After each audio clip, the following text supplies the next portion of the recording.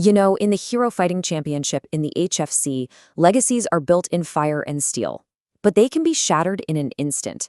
Today, we are talking about the story of a titan, a king, who conquered not one, not two, but three divisions, only to watch his entire kingdom just crumble to dust without ever taking a single step to defend it.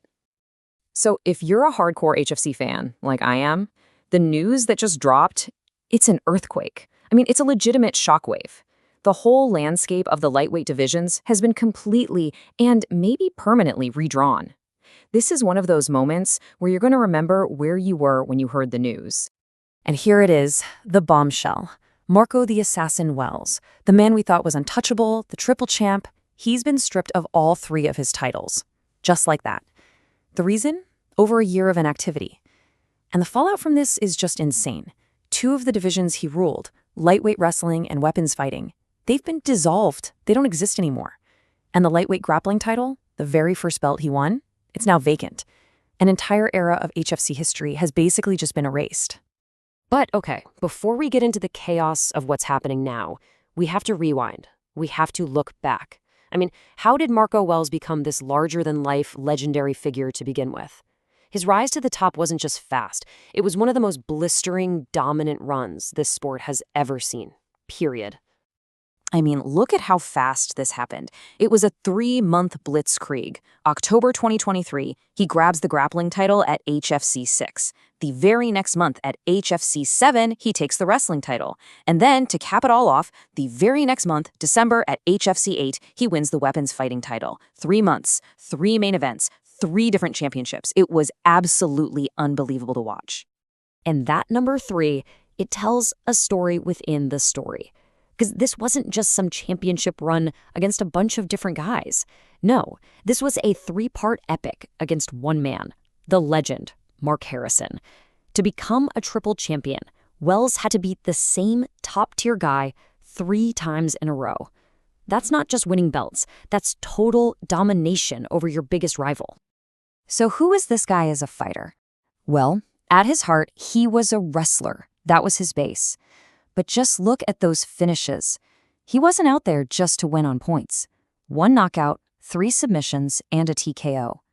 That nickname, the Assassin, that wasn't just for show. It was a promise.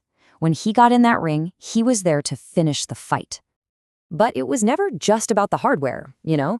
His performance absolutely tore up the pound-for-pound rankings. You know, the list that decides who the baddest man on the planet is, regardless of weight.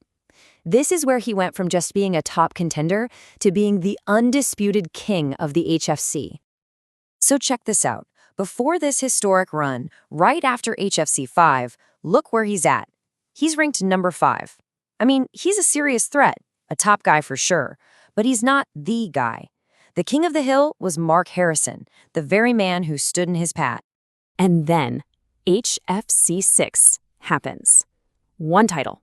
1 win over Mark Harrison. And bam! Look at that jump. He leaps over every single person on that list to claim the number 1 pound-for-pound spot. That right there, that was the moment the whole hierarchy of the HFC just got flipped on its head. And he didn't just visit the top. He lived there for a long time. He locked down that number 1 spot after HFC 8, had a tiny little dip, but then he took it right back at HFC 15 and held on to it all the way through HFC 17. But them, nothing. Crickets. Inactivity. And you can see what happens. After his last fight, the slide begins.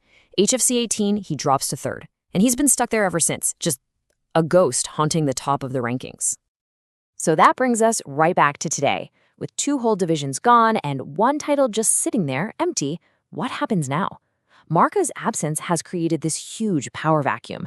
And as we all know, a vacuum like that doesn't stay empty for long.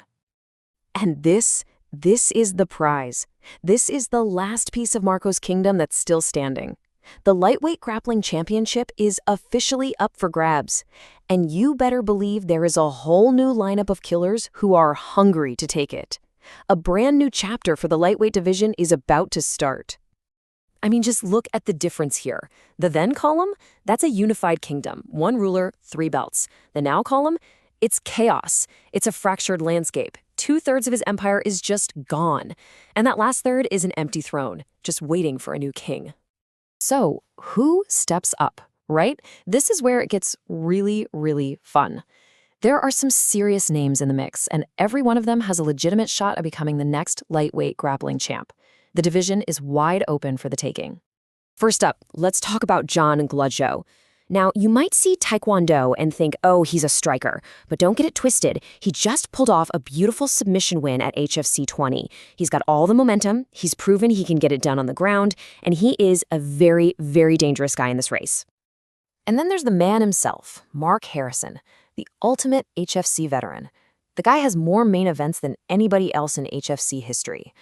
I mean, could you write a more poetic story than him finally claiming the one title that started his rival's legendary run? He is always there, he's always in the mix, and he's always ready for a war. And you cannot sleep on Caden Shuck. His background is pure catch wrestling. He is a grappling specialist through and through. A guy like that has been waiting for an opening just like this. This vacant title is the perfect stage for a specialist to make his mark. And it seems like the HFC is leaning into that. They just signed 2 legit BJJ guys, Jimmy Lynn and Cade Scott. It's a clear signal they're investing in high-level grappling. So all this talk of new kings, new blood, it brings us to that final haunting question. In this new world, this new landscape that's being built right now, is there any room for the old king to come back? The facts are the facts. HFC 17 was September 2024. That's over a year ago. And in the fight game, a year on the sidelines, man, it might as well be a decade. The game moves on, fighters get a little slower, and a whole new generation of hungry killers emerges. And that's really the question, isn't it? It's not just about if he can physically come back, it's about whether he can even matter anymore. Can his timing, his style, his will to win, can it still compete with these young, hungry guys who are in their prime right now? Or has his time at the top just passed him by? So I'm going to leave you with this. Is Marko Wells a sleeping giant, just waiting for the right moment to wake up and take everything back? A legend with one last epic run left in him? Or is he now just a ghost of the past, a cautionary tale of a king who lost his crown without a single fight? What do you think?